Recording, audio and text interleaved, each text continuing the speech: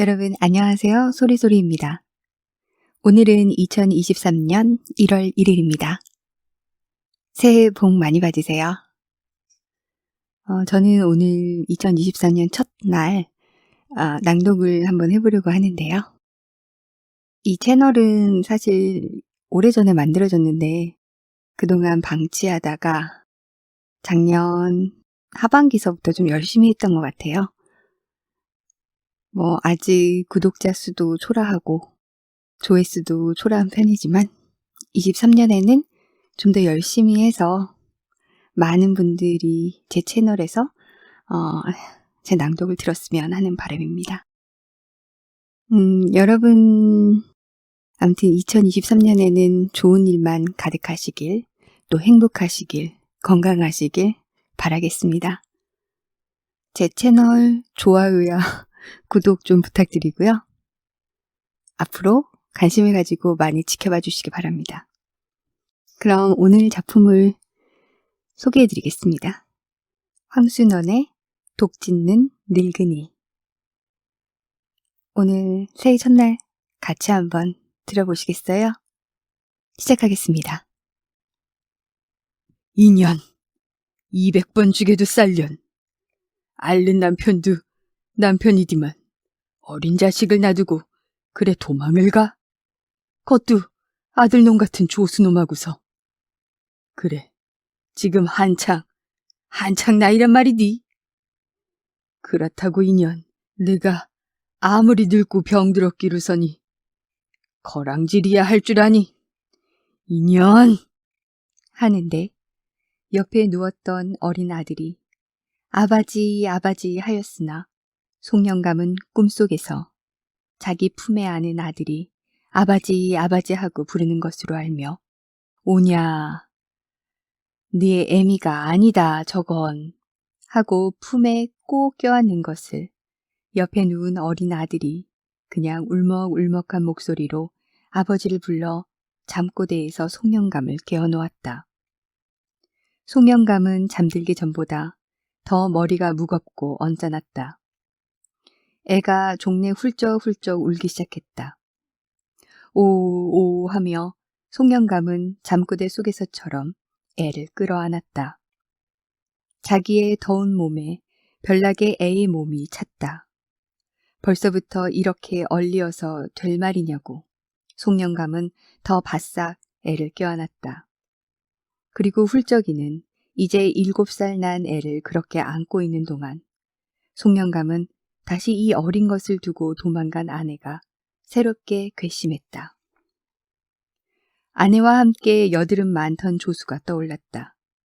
그러자 그 아들 같은 조수에게 동년배의 사내와 사내가 느끼는 어떤 적수감이 불길처럼 송영감의 괴로운 몸을 휩쌌다. 송영감 자신이 집증 잡히지 않는 병으로 앓아 누웠기 때문에 조수가 이 가을로 마지막 가마에 넣으려고 거의 혼자서 지어 놓다시피 한 중홍, 통홍, 반홍, 멋세기 같은 크고 작은 독들이 9월 보름 가까운 달빛에 하나하나 도망간 조수의 그림자같이 느껴졌을 때 송영감은 벌떡 일어나 부채 방망이를 들어 모조리 깨부수고 싶은 충동을 받았으나 다음 순간 내일부터라도 자기가 독을 지어 한가마 채워가지고 구워내야 당장 자기네 부자가 살아갈 것이라는 생각에 미치면서는 정말 그러는 수밖에 다른 도리가 없다고 지그시 무거운 눈을 감아버렸다. 날이 밝자 송영감은 열에 뜬 머리를 수건으로 동이고 일어나 앉아 애더러는 흙 이길 웽손이를 부르러 보내놓고 웽손이 올새가 바빠서 자기 손으로 흙을 이겨 틀 위에 올려놓았다. 송영감의 손은 자꾸 떨렸다. 그러나 반쯤 독을 지어 올려 조마구 같은 부채마취로 맞두드리며 일변 발로는 틀을 돌리는 익음 솜씨만은 알아눕기 전과 다를 바 없는 듯 했다. 웽손이가 흙을 이겨주는 대로 중홍 몇 개를 지어냈다. 그러나 차차 송영감의 솜씨에는 틈이 생기기 시작했다. 더구나 조마구와 부채마취로 두드려 올릴 때 퍼뜩 눈앞에 아내와 조수의 환영이 떠오르면 짓던 독을 때리는지 아내와 조수를 때리는지 분간 못하는 새 독이 그만 얇게 못나게 지어지곤 했다. 그리고 전을 잡는 손이 떨려 가뜩이나 제일 힘든 마무리의 전이 잘 잡혀지질 않았다. 열대문도 있었다. 영감은 쓰러지듯이 짓던 독 옆에 눕고 말았다. 송영감이 정신이 들었을 때는 저녁때가 기울어서였다. 웽손이도 흙 몇 덩이를 이겨놓고 가고 없었다.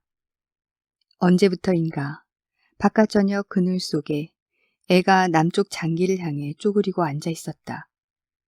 어머니를 기다리는 거리라. 언제나처럼 장보러 간 어머니가 언제나처럼 저녁 되면 조수에서 장감을 지워가지고 돌아올 줄로만 아직 아는가 보다.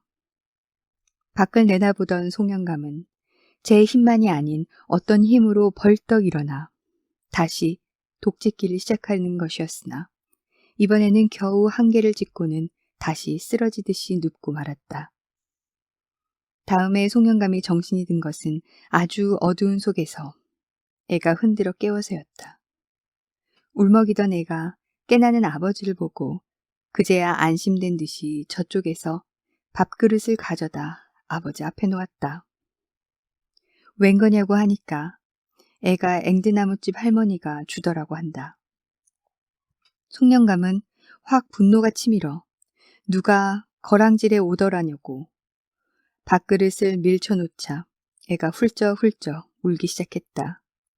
송영감은 아침에 어제의 저녁밥 남은 것을 조금 뜨는 것처럼 하고는 하루 종일 아무것도 입에 대지 않은 것을 생각하고는 애도 아직 저녁을 못 먹었을지 모른다고 밥그릇을 도로 끌어다 한술 입에 떠넣으며 이번에는 애 보고 맛있으니 너도 먹으라는 것이었으나 자신은 입맛을 잃은 탓만도 아닌 무엇이 밥 넘기려는 목에서 치밀러 올라오곤 해 좀처럼 밥을 넘길 수가 없었다. 다음 날 아침에는 송영감이 죽인지 밥인지 모를 것을 끓였다. 여전히 입맛은 없었으나 어제 저녁처럼 목이 메어 오르는 것은 없었다. 오늘도 또 지어 올리는 독을 말리느라고 처음에는 독 밖에 피워 놓았다가 독이 한 번쯤 지어지면 독 안에 매달아 놓은 숯불의 순내까지가 머리를 더 무겁게 했다. 40년내 없이 순내를 다 먹는 듯했다. 송영감은 어제보다 더 쓰러져 넘어지는 도수가 많았다. 흙 이기던 웽손이가 이래서는 도무지 한가마 채우지 못하리라고 송영감에게 내년에 마저 지어 첫 가마에 넣도록 하는 게 어떠냐고 몇 번이고 권해보았으나 송영감은 일어났다가는 쓰러지고 일어났다가는 쓰러지고 하면서도 독짓기를 그만두려고 하진 않았다. 송영감이 한번 쓰러져 있는데 박물장수 앵두나무집 할머니가 와서 앓는 몸을 돌봐야 하지 않느냐고 하며 조미음 사발을 송영감 입 가까이 내려놓았다. 송영감은 어제 어린 아들에게 거랑질에 왔다고 고함을 쳤던 일을 생각하며 이 아무에게나 친절한 앵두나무집 할머니에게 미안한 생각이 들어 어제만 해도 애한테 밥이랑 그렇게 많이 줘 보내서 잘 먹었는데 또 이렇게 미음까지 쑤어오면 어떡하느냐고 했다. 앵두나무집 할머니는 그저 어서 씻기 전에 한 모금 마셔보라고만 했다.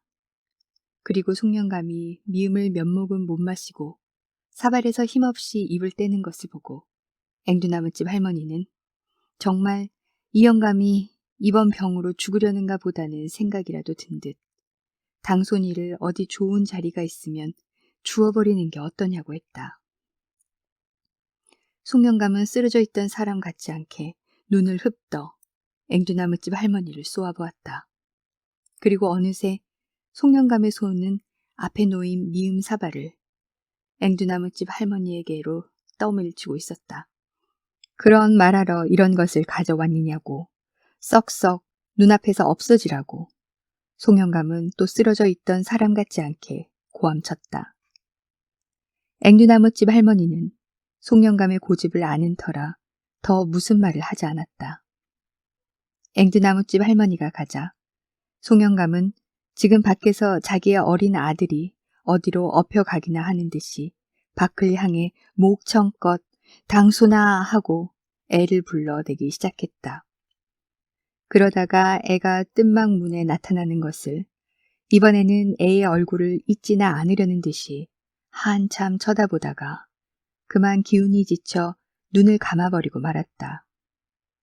애는 또 전에 없이 자기를 쳐다보는 아버지가 무서워 아버지에게 더 가까이 가지 못하고 섰다가 아버지가 눈을 감자 더 겁이 나 훌쩍이기 시작했다. 날이 갈수록 송영감은 독짓기보다 자리에 쓰러져 있는 때가 많았다. 100개가 못 차니 아직 20여 개를 더 지어야 한가마 충수가 되는 것이다. 한가마를 채우게 짓자 하고 마음만은 급해지는 것이었으나 몸을 일으키다가 도로 쓰러지며 흰털 섞인 노랑 수염에 입을 벌리고 어깨숨을 쉬곤 했다. 그러한 어느 날 물감이며 바늘을 가지고 한돌림 돌고 온 앵두나무집 할머니가 찾아와서는 마침 좋은 자리가 있으니 당손이를 주워버리고 말자는 말로 말이 난 자리는 재물도 넉넉하지만 무엇보다도 사람들 마음씨가 무던하다는 말이며 그 집에 전에 어떤 젊은 내외가 살림을 엎어치우고 내버린 애를 하나 얻어다 길렀는데 얼마 전에 그 친아버지 되는 사람이 연함은 살이나 된 애를 찾아갔다는 말이며 그때 한 잼을 주어 보내고서는 영감내외가 마주 앉아 얼마 동안은 친자식 잃은 듯이 울었는지 모른다는 말이며 그래 이번에는 아버지 없는 애를 하나 얻어다 기르겠더라는 말을 하면서 꼭 그 자리에 당손이를 주워 버리고 말자고 했다. 송영감은 앵두나무집 할머니와 일전에 일이 있은 뒤에도 앵두나무집 할머니가 애를 통해서 먹을 것 같은 것을 보내는 것이 흔히 이런 노파에게 있기 쉬운 이런 주선이라도 해주면 나중에 자기에게 돌아오는 것이 있어 그걸 탐내서 그러는 것 아니냐고.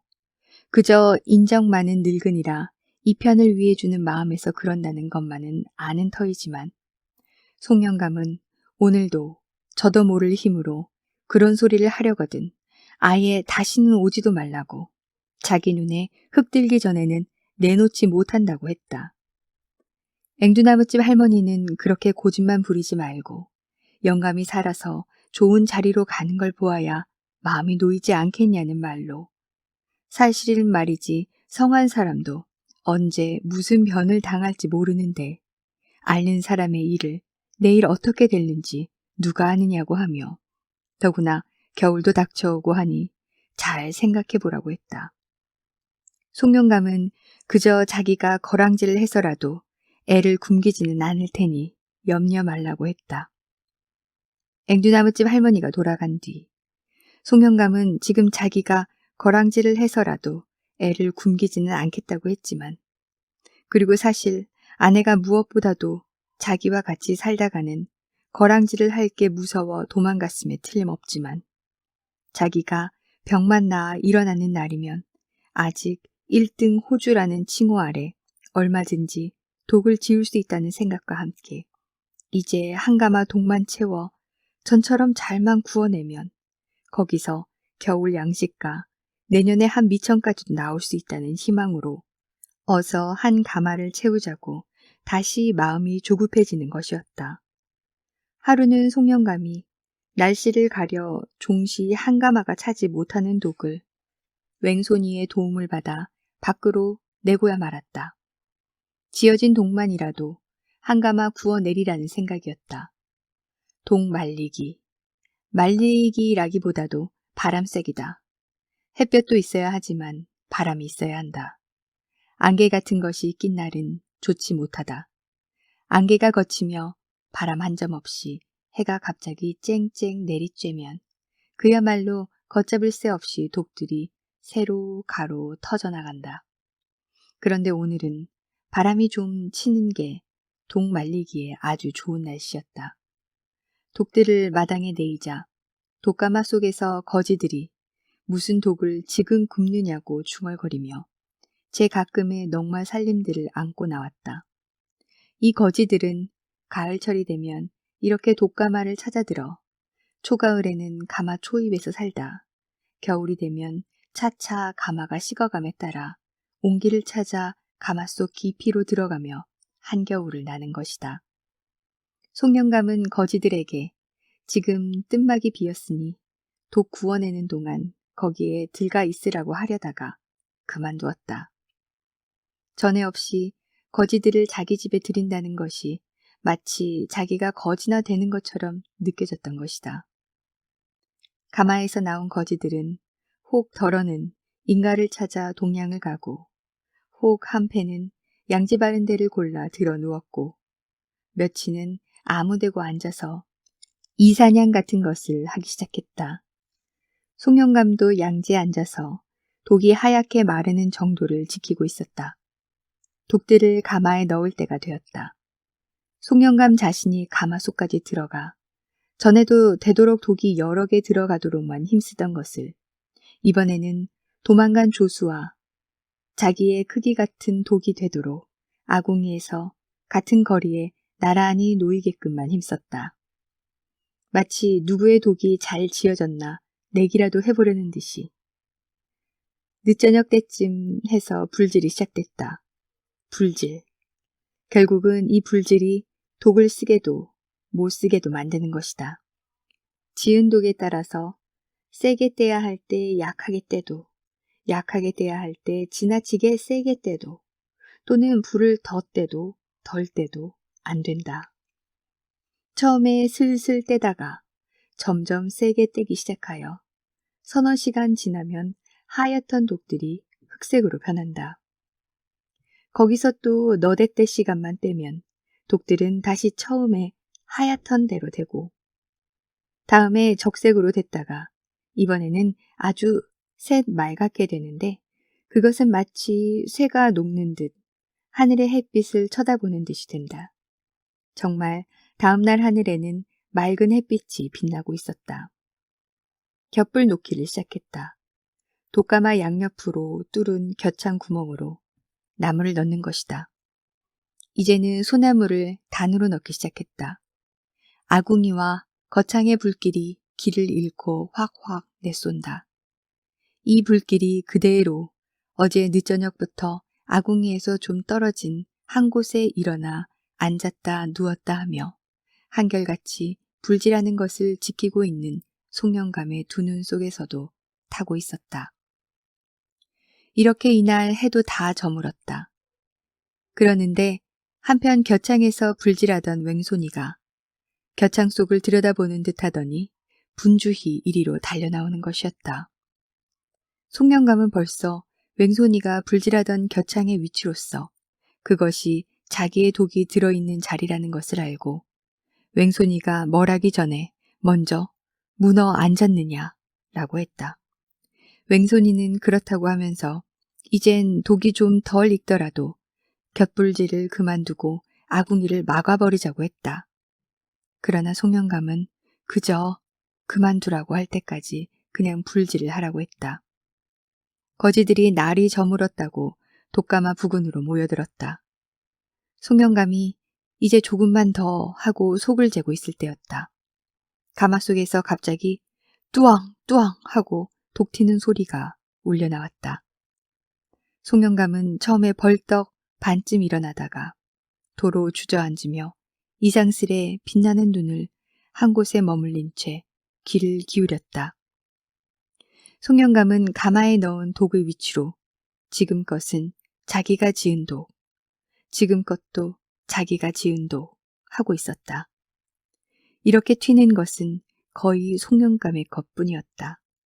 그리고 송영감은 또 그 튀는 소리로 해서 그것이 자기가 앓다가 일어나 처음에 지은 몇 개의 독만이 튀지 않고 남은 것을 알며 웽손이의 거치작거린다고 거지들을 꾸짖는 소리를 멀리 들으면서 어둠 속에 그만 쓰러지고 말았다.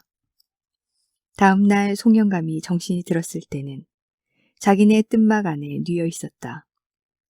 옆에서 작은 몸을 오그리고 훌쩍거리던 애가 아버지가 정신 든 것을 보고 더 크게 훌쩍거리기 시작했다. 송영감이 저도 모르게 애 보고 안 죽는다, 안 죽는다 했다. 그러나 송영감은 또 속으로는 지금 자기는 죽어가고 있다고 부르짖고 있었다. 이튿날 송영감은 애를 시켜 앵두나무집 할머니를 오게 했다. 앵두나무집 할머니가 오자 송영감은 애더러 놀러 나가라고 하며 유심히 애의 얼굴을 쳐다보는 것이었다. 마치 애의 얼굴을 잊지 않으려는 듯이. 앵두나무집 할머니와 단둘이 되자 송영감은 눈을 감으며 요전에 말하던 자리에 애를 아주 보낼 수 있겠느냐고 물었다. 앵두나무집 할머니는 된다고 했다. 얼마나 먼 곳이냐고 했다. 여기서 한 2, 30리 된다는 대답이었다. 그러면 지금이라도 보낼 수 있느냐고 했다. 당장이라도 데려가기만 하면 된다고 하면서 앵두나무집 할머니는 치마 속에서 지전 몇 장을 꺼내어 그냥 눈을 감고 있는 송영감의 손에 쥐어주며 아무 때나 애를 데려오게 되면 주라고 해서 맡아두었던 것이라고 했다. 송영감이 눈을 갑자기 뜨면서 앵두나무집 할머니에게 돈을 도로 내밀었다. 자기에게는 아무 소용이 없으니 애 업고 가는 사람에게나 주어 달라는 것이었다. 그러고는 다시 눈을 감았다. 앵두나무집 할머니는 애 업고 가는 사람 줄 것은 따로 있다고 했다. 송영감은 그래도 그 사람을 주어 애를 잘 업어다 주게 해달라고 하면서 어서 애나 불러다 자기가 죽었다고 하라고 했다. 앵두나무집 할머니가 무슨 말을 하려는 듯 하다가 저고리 고름으로 눈을 닦으며 밖으로 나갔다. 송영감은 눈을 감은 채 가쁜 숨을 죽이고 있었다. 그리고 무슨 일이 있더라도 눈물일랑 흘리지 않으리라 했다. 그러나 앵두나무집 할머니가 애를 데리고 와 저렇게 너희 아버지가 죽었다고 했을 때 송영감의 눈에서는 절로 눈물이 흘러내림을 어찌할 수 없었다. 앵두나무집 할머니는 억해오는 목소리를 겨우 참고 저것 보라고 벌써 눈에서 썩은 물이 나온다고 하고는 그러지 않아도 앵두나무집 할머니의 손을 잡은 채 더 아버지에게 가까이 갈 생각을 하는 애의 손을 끌고 그곳을 나왔다.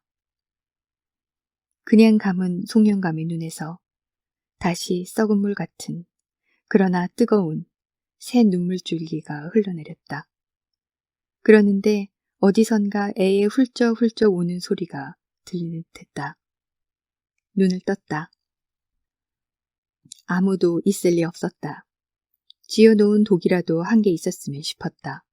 순간 뜬막 속 전체만한 공허가 송영감의 파리한 가슴을 억눌렀다. 온몸이 오므라들고 차움을 송영감은 느꼈다. 그러는 송영감의 눈앞에 독가마가 떠올랐다. 그러자 송영감은 그리로 가리라는 생각이 불현듯 일었다. 거기에만 가면 몸이 녹여지리라. 송영감은 기는 걸음으로 뜬막을 나섰다. 거지들이 초입에 누워있다가 지금 기어들어오는 게 누구라는 것도 알려하지 않고 구무럭거려 자리를 내주었다. 송영감은 한 옆에 몸을 쓰러뜨렸다. 우선 몸이 녹는 듯해 좋았다. 그러나 송영감은 다시 일어나 가마 안쪽으로 기기 시작했다. 무언가 지금의 온기로서는 부족이라도 한 듯이 곧 예사 사람으로는 더 견딜 수 없는 뜨거운 데까지 이르렀다. 그런데도 송영감은 기기를 멈추지 않았다. 그렇다고 그냥 덮어놓고 기는 것은 아니었다. 지금 마지막으로 남은 생명이 발산하는 듯 어둑한 속에서도 이장스레 빛나는 송영감의 눈은 무엇을 찾고 있는 것이었다. 그러다가 열어젖힌 겨창으로 새어들어오는 늦가을 맑은 햇빛 속에서 송영감은 기던 걸음을 멈추었다. 자기가 찾던 것이 예 있다는 듯이 거기에는 터져나간 송영감 자신의 독조각들이 흩어져 있었다. 송영감은 조용히 몸을 일으켜 단정히, 아주 단정히 무릎을 꿇고 앉았다. 이렇게 해서 그 자신이 터져나간 자신의 독 대신이라도 하려는 것처럼.